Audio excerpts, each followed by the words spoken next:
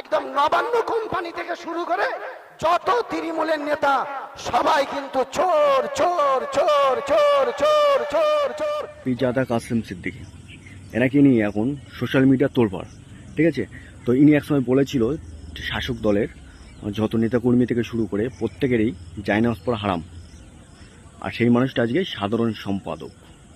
উনি আরেকটা কথা বলেছিল, টিএমসির যত নেতাকর্মী সবাই চোর চোর চোর চোর। এই কথাটা সোশ্যাল মিডিয়া খুললেই তোলপাড় হয়ে যাচ্ছে। তো মূলত যে বিষয়টা বলার আছে, যে বিশ্বাস করে ভাইজানদেরকে বিশ্বাস করে, কখনো স্বপ্নেও ভাবতে পারিনি যে কাসেম সিদ্দিকী ভাইজান টিএমসিতে যোগ দেবে। এটা আমাদের স্বপ্নের বাইরে ছিল। সবাই ছিল যে অন্য পার্টিতে যোগদান করতে পারে। কেন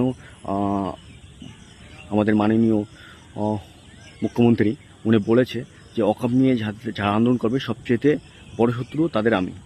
তাহলে এত কিছু হলো, এত কিছু হওয়ার পরেও আমরা তো ভাবতে পারিনি যে কাসেম সিদ্দিকী ভাইজান উনি টিএমসির যোগদান করবে, আর অনেকে সাধারণ সম্পাদকের একটা জায়গায় বসিয়েছে না।